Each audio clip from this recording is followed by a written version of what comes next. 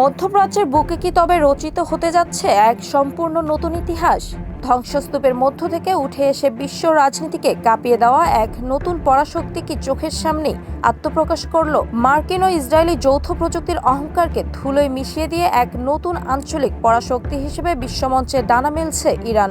হ্যাঁ, আজ তেহরানের বুকে উঠেছে বিজয়ের নতুন নিশান।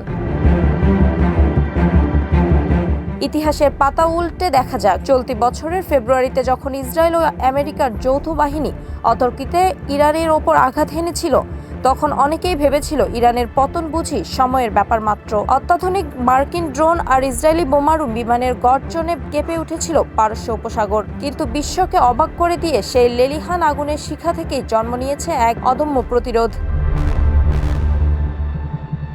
সামরিক বিশ্লেষকদের সমস্ত হিসাব নিকাশ উল্টে দিয়েছে ইরানের অভূতপূর্ব জাতীয় সংহতি। বিদেশি আগ্রাসনের মুখে যখন আপামর ইরানি জনতা সরকারের কাঁধে কাঁধ মিলিয়ে দাঁড়িয়েছে, তখন থমকে গেছে শত্রুর সুপরিকল্পিত রণকৌশল।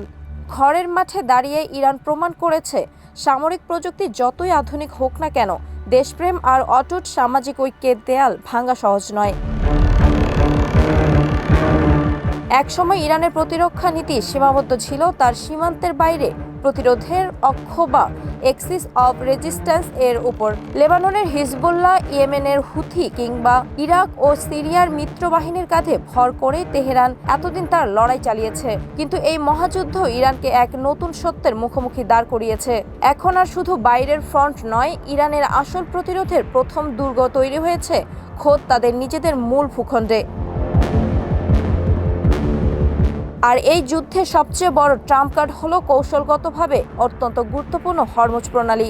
বিশ্বের জ্বালানি তেলের সিংহভাগ সরবরাহ সচল রাখা এই জলপথের ওপর ইরান তার পূর্ণ নিয়ন্ত্রণ প্রতিষ্ঠা করেছে। ওয়াশিংটনকে কড়া বার্তা দিয়ে তেহরান বুঝিয়ে দিয়েছে, আমেরিকার যদি মধ্যপ্রাচ্যে আগুন জ্বালায়, তবে সেই আগুনের তাপে খোদ বৈশ্বিক অর্থনীতিও পুড়ে ছারখার হয়ে যেতে পারে। এই সংঘাতের ফলে চরম নিরাপত্তা ঝুঁকিতে পড়েছে উপসাগরীয় আরব দেশগুলো। কোটি কোটি ডলার খরচ করে নিজেদের মাটিতে মার্কিন সামরিক ঘাঁটি আশ্রয় দিয়েও তারা পায়নি কাঙ্ক্ষিত নিরাপত্তা। তেহরানে ঝাঁকে ঝাঁকে ড্রোন আর ব্যালিস্টিক ক্ষেপণাস্ত্র যখন আকাশ কাঁপিয়ে ছুটে গেছে, তখন নীরব দর্শক হয়ে দাঁড়িয়েছিল মার্কিন আকাশ প্রতিরক্ষা ব্যবস্থা।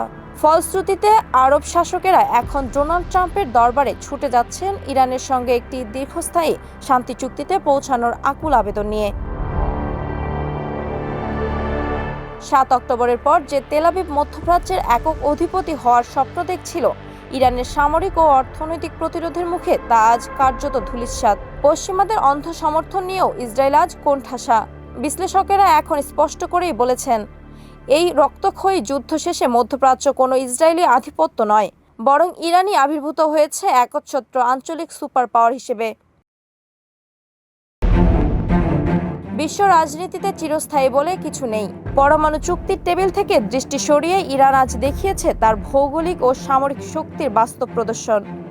মার্কিন ও ইসরায়েলি আগ্রাসন ইরানকে ধ্বংস করতে এসে উল্টো তাকে বিশ্বমঞ্চে আরও এক ধাপ শক্তিশালী করে তুলছে। এখন দেখার বিষয়, তেহরানের এই নতুন পরাশক্তির রূপকে ওয়াশিংটন কতটা মেনে নিতে পারে, নাকি মধ্যপ্রাচ্য ধাবিত হবে আরও বড় কোনো মহাবিপর্যয়ের দিকে। ওয়াসিমা আরশি, সকাল নিউজ।